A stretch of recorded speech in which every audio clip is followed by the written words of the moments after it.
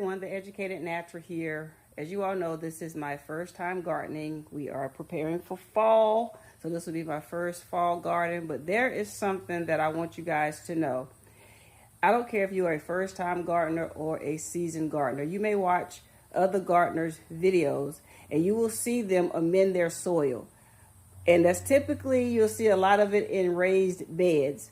But if you have grow bags like I have here, let me give you a warning. I came out today to some pretty interesting things. Now, if you think back into my older gardening videos, I had garlic and onions planted in 7 and 10 gallon grow bags. All right, some of these empty bags had it in there. I just emptied out this bag right here that had my garlic in it, and my garlic did not grow. And you can see some of the remnants of it right there that was left out when I emptied the bag out. And I couldn't figure out why. I thought it was the bad soil and all these things.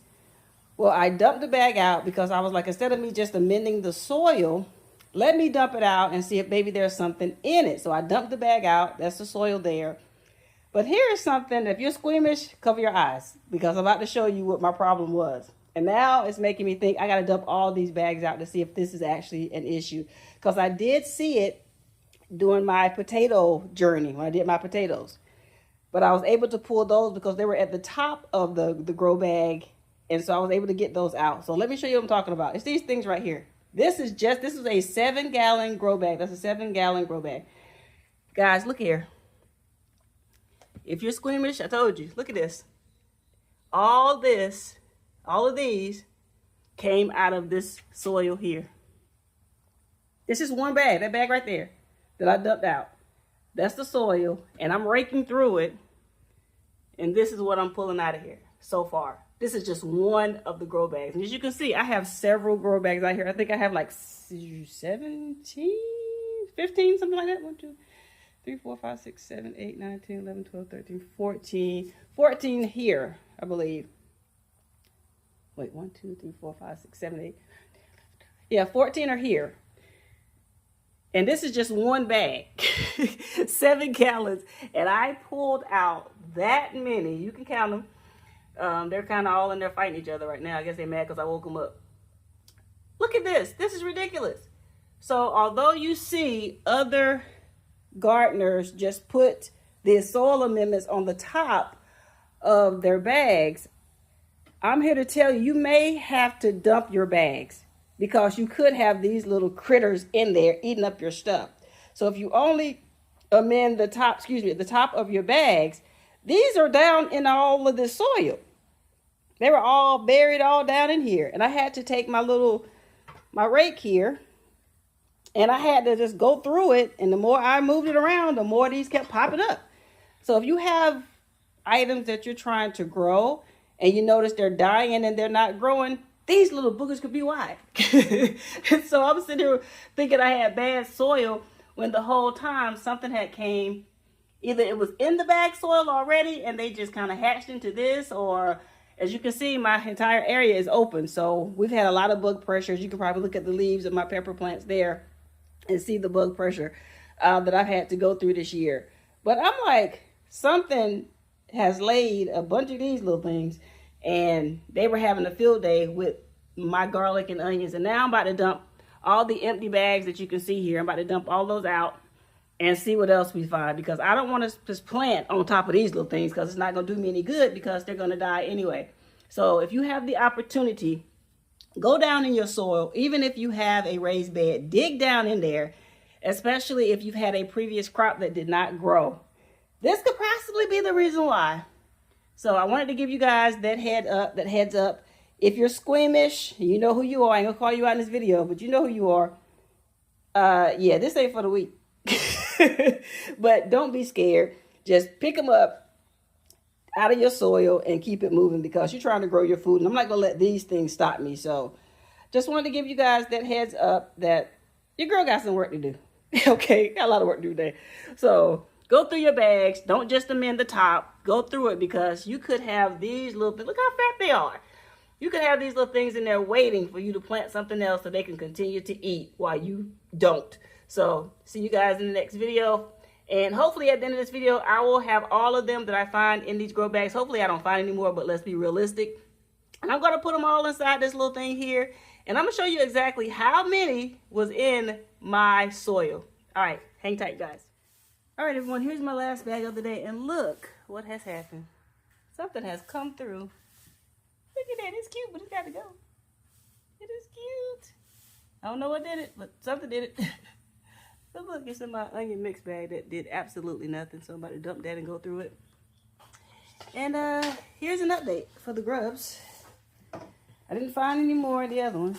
It's my daughter. It's at Sassanose site helping her mom out. But yeah, they're still in there.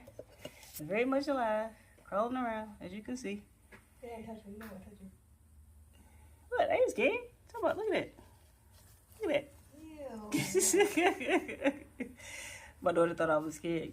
How you think they got in here? I had to pick them up and put them in there. Y'all put him in there. He said, all right. You so silly. That's Sassanose site, y'all, in the background. So, yeah, we're going to continue on, and I'll keep y'all updated in just a bit. And seen some more challenges that I have faced along my gardening journey, I couldn't end this video without a complete message. I learned a lot of things throughout my gardening journey, and one thing I know for sure, if there is one thing you can count on, you can definitely count on the unexpected. Things will happen that are not in your control. For I could not control whether or not those grubs would end up in my grow bags. I just placed the soil in there and the seeds and prayed to God that we would have a bountiful harvest. And despite the setbacks of not being able to harvest those onions and garlics, one thing I know for sure is that I took the time and I learned the lesson. So therefore, the next time when I do plant, I know exactly what to do and what not to do.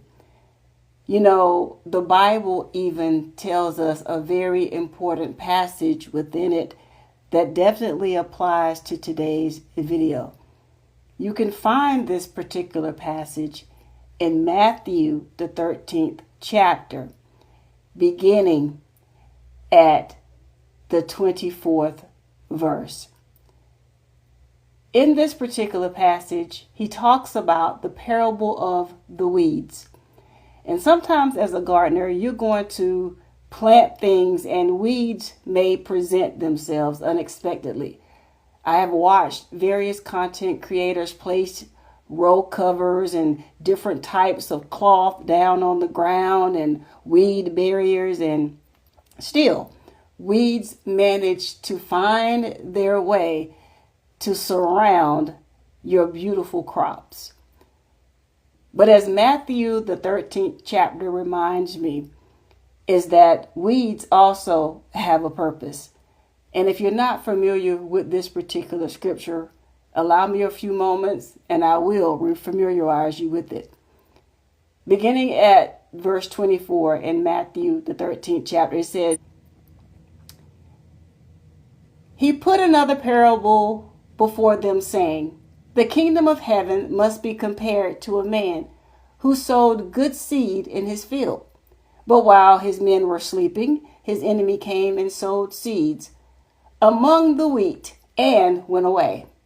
So when the plant came up and bore grain, then the weeds appeared also. And the servants of the master of the house came and said to him, Master, did you not sow good seed in your field? How then does it have weeds? He said to them, An enemy has done this. So the servants said to him, Then do you want us to go and gather them? But he said, No. Lest in gathering the weeds, you root up the wheat along with them. Let both grow together until the harvest.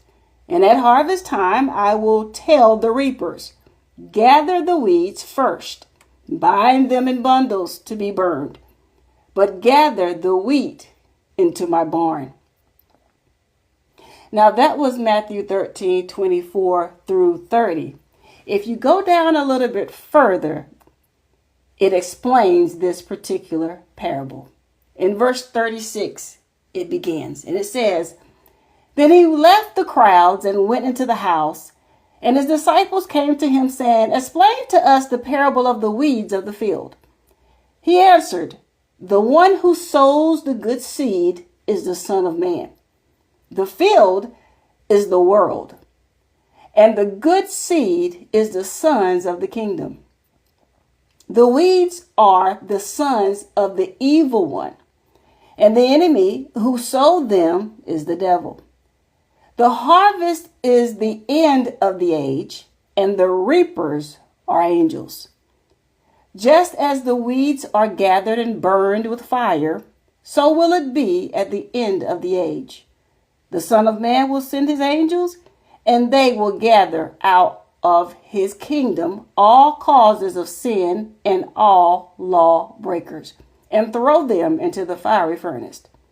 In that place there will be weeping and gnashing of teeth. Then the righteous will shine like the sun in the kingdom of their Father. He who has ears, let him hear."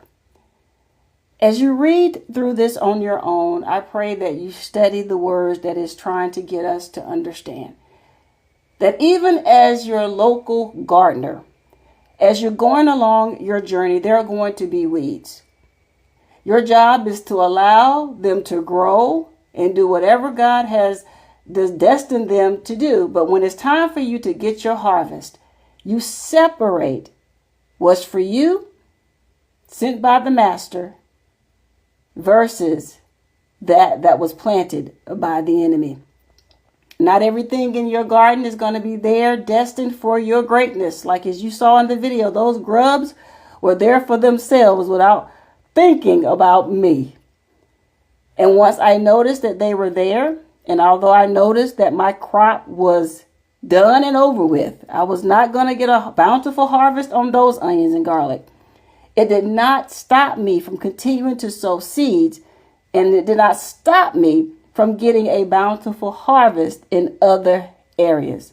So gardeners, although you're going to face weeds, bugs, and everything in between throughout your gardening journey, remember this, that there is going to come a time when your Father in heaven will most definitely give you what is due unto you, as long as you give unto him what is due unto him.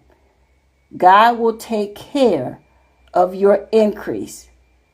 So don't worry if you walk outside and things aren't looking as you expect.